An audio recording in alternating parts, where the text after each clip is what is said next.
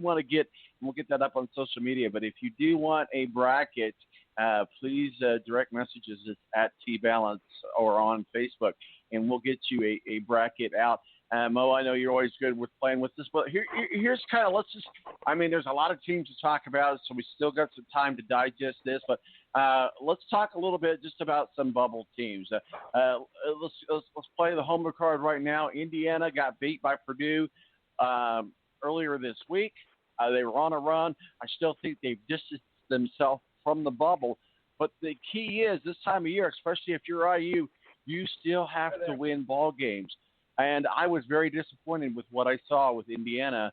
And then you also saw what happened with Michigan. Michigan gets beat by Wisconsin. So there's a lot of shake and baking going on in the Big Ten right now. But when we talk about these bubble teams, when we look at the IU team playing the homer card real quick, and we'll get into some of these other teams here, what are your thoughts? What's going on with Archie Miller and the Hoosiers? Why Archie's never beat the Purdue Boilermakers ever? As an IU coach, I should say. Well, what's going on with that? I think the perfect storm happened in the last week. I know, maybe 2 or 3 weeks ago, maybe a month ago, I told you that if I'm IU, I'm praying that things fall apart between the Cavaliers and John Beilein, and well, they have. So I think at this point, if I'm IU, if things continue to go downhill, and they miss the NCAA tournament again, I've already put a call to John Beilein if I'm Indiana at this point. These kids just, I don't know if it's the coaching. I don't know if it's the wrong recruits. I don't know what it is for Archie Miller at this point, but IU can come play a great game like they did against Penn State and then fall apart against a team they should beat, like a Michigan or Purdue. It's these bad losses to bad teams that I think will end up keeping Indiana out of the NCAA tournament. They've had some decent quality wins, but they continue to struggle mightily against bad teams. Michigan, while they do have racked up a few losses, early on in the year, they beat top quality teams in the very early part of the season in some of these tournaments. So I think things are looking bad for Indiana at this point. I think it's going to take another quality win and beat some of these teams, at this point that they should beat. So again, if I'm the athletic director in Indiana, or the president, whoever's making the decision this time, since Fred Glass is on his way out, I've already made a call to John Beilein and getting ready to back up a Brinks truck to his house to get him to come coach the Indiana Hoosiers. Well, that might be what you have to do. We'll see what happens. Well, let's kind of, obviously Indianapolis is known for its NCAA is headquartered here. We're very well known for college sports venues. So Indianapolis is one of 4 brackets, if you will, to begin the bracketology. So let's start with Indianapolis, and we'll try to get through a couple. I'm just kind of filling in these brackets as I see them now. It's just kind of as I would. Obviously, I'm not on the committee. A lot of things can change. We're still a couple of weeks away, but let's start with Indianapolis. I got Kansas as the number 1 seed. Then you got that play-in spot there in the 16. And so it's very rare that a 16 seed is going to upseed a number 1, especially a number 1 like Kansas. So that would be a bracket buster. But I look at Prairie View being there in that 16 seed against the number 1 Kansas. And then Houston against Virginia. Iowa, I'm still torn between Mississippi State and Providence there. Louisville, Vermont, Ohio State, and Rhode Island. That's kind of as far as I've gotten. It takes us through the 11th seed here in Indianapolis. How does that look out to you? What are your thoughts? Well, I think at this point, with the big win Kansas had last week against number 1 Baylor, I don't think they run any risk of losing to a 16 seed. And to me, when you look at a bracket like that, I mean, Louisville is able to maybe throw a monkey wrench into stuff, but they're not as good as they've been in past years. That seems to me like a cakewalk for Kansas at this point. So let's talk about let me clarify what I was saying here. I meant the final brackets to get to the Final Four. Obviously, you've got Omaha, Cleveland, Albany, Greensboro, Sacramento, St. Louis, Tampa, all of those teams. So what I meant by the 4 brackets, the ones to get us to the Final Four, just for the clarification on that. So let's go over to the East there with what I call the Houston bracket. Baylor being number 1, and then we still got that 16 play-in seed. I like St. Francis, PA there. I don't know. It's just I think that's a good spot for them. And then you have Florida. And then let's pray. Let's pray to the gods that the Hoosiers get into it. I think there'll be a number 9 seed over there going against Florida, which is going to be a good matchup for them to move on. And then Arizona and Liberty takes us through the 12 seed. Liberty being the 12 seed there over in what I call the Houston bracket, which would be the right side of your bracket or the East. I mean, what would concern me at this point is Baylor's lack of playing in big-time games. I think they can easily take down the earlier seeds. What would concern me at some point would be, Baylor's lack of experience in these big-time NCAA March Madness games. Other than that, I mean, they've been a quality team all year long, other than that loss to Kansas. I mean, there's no reason to think they can't move on. But as we see every year, we see number 1 seed normally make an exit in the Sweet 16 or the Elite 8. So Baylor's the only thing that concerns me again is their lack of experience in these big games. That's the only thing that concerns me about the Baylor Bears. I like Baylor. I have to admit, I'm gonna ride that Bear train for a little bit this year, and I may even of course I do a bunch of brackets so I can never lose. But I think I got Baylor going to Final Four. We'll see what happens. Let's go back over to the West for the New York City bracket, which doesn't make sense geographically, but trust me on this when I say this. It's actually the West, Sacramento. But yes, San Diego State, Eastern Washington, Arizona. I look at Texas Tech, Auburn, and Cincinnati to be the 12th seed there over in the West bracket. I have friends who are graduates of the San Diego State Aztecs. They've been pretty damn good, the last undefeated team in college basketball. They're another team, though, that if you look at it lately, has been a team that doesn't have a ton of experience when it comes to big playoff games, but it's a gritty basketball team. They do so many things right. They're a good defensive team.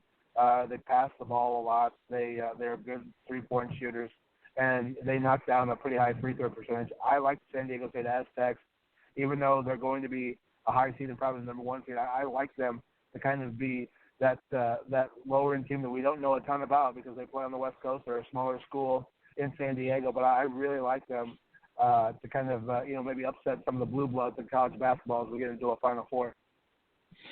So now let's go over to the East, which is actually the Los Angeles bracket, which is actually the West.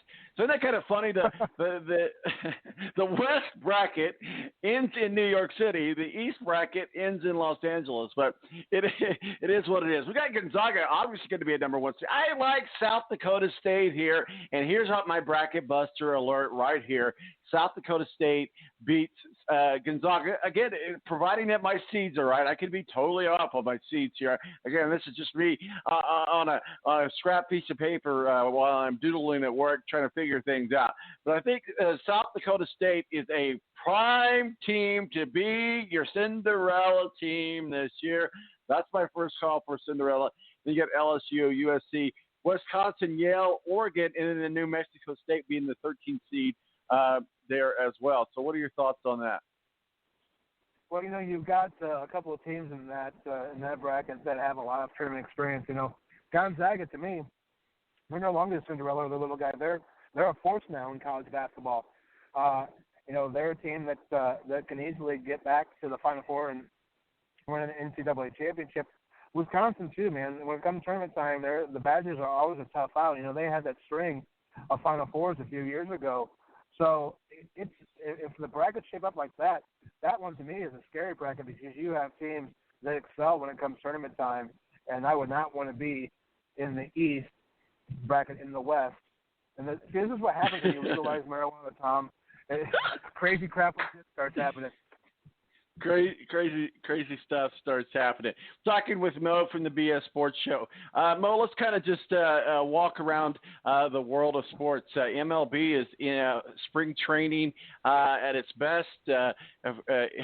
I've heard, and I've not been there obviously, but I've heard that the Houston Astros have a section, what they call the garbage can section.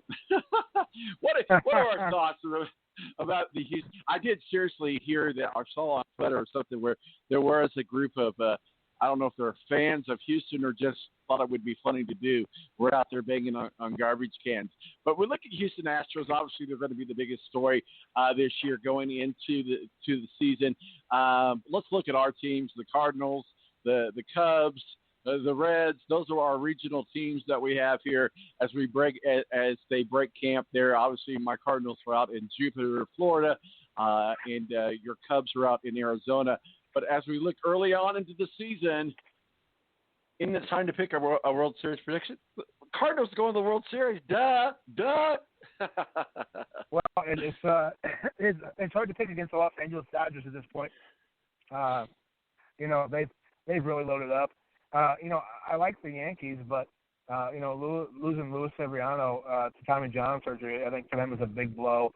But you could see them make a move to pick up another starting pitcher. Those two teams just seem so loaded. It's hard to really pick against them.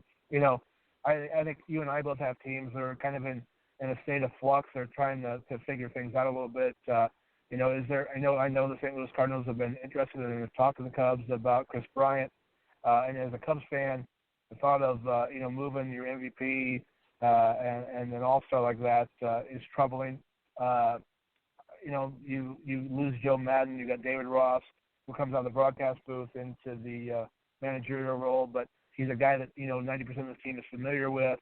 I think the cheating allegations that wound up coming true against Houston will help reinvigorate you. Darvish, he kind of got some vindication there that he wasn't tipping his pitches, and maybe the comments will be back for the Cubs for a guy like you, Darvish. The Reds have really done quietly under the radar, have really added some talent. And, they could be much better this year than we have seen in past years. They're a team that's quietly over the last few years, picked up some assets. So we'll see in the Central what happens there. The Central could be a pretty tough division overall in the National League. But, the two teams have spent a bunch of money, and the Dodgers and the Yankees, it's hard to pick against them at this point. Well, one final thoughts here before we wrap it up, put a bow on it for you. The National Football League and the NFL Players Association, or the NPA, are expecting to get a salary cap around somewhere around $200 million for the 2020 season, just ahead of the final vote to ratify the final collective bargaining agreement. Overall, what are your thoughts on this? Who are the winners? Who are the losers? It sounds like it's going to be a takeaway of about 48 to 52%, somewhere around in there. That's getting closer to the middle that I think that the players would like. Obviously, the players feel like that they're entitled to more money than the owners, and the owners were like, I own the damn team. So that's not going to happen. But they're at least trying to get closer to that. Obviously, with some of these new TV deals coming together, there's a lot of revenue that's on the table there. Well, overall, let's try to sum it up or dumb it down for those fans that's like they already get enough money. Why is this an important issue? Why is the NPA and why is the CBA? Why is all of that something that we're talking about? Because we don't want to see them screw it up like they have in the past and have a work stoppage for the NFL. I think these guys need to realize that it turns fans off to see millionaires squabbling with billionaires. So I think it needs to be something that's done quickly where everybody's happy, and we don't have to worry about it again for another 10 years. We remember last time when, things got screwed up and there was a work stoppage. It didn't affect the season, but it did affect some off-season stuff and some training camps. So if the NFL needs to be smart and learn from the past mistakes of baseball, how it went from being the national pastime to probably third place at this point behind the NBA, and not screw this up and have a work stoppage. That's the worst thing that could happen for the NFL. That's the thing that will quickly stop this cash cow is if they have a work stoppage and some football games are missed. So they need to figure it out, fans don't care at this point. Again, who gets more money? They just want to see football in the field. 17 games, thumbs up or thumbs down? I'm all for it. You could tell me more football, not good. I'll take more football any day. But are they going to front load that into the preseason? Or is this actual 17 regular season games? I think you drop a preseason game, maybe two, and then you'll see every team with a second bye week, which I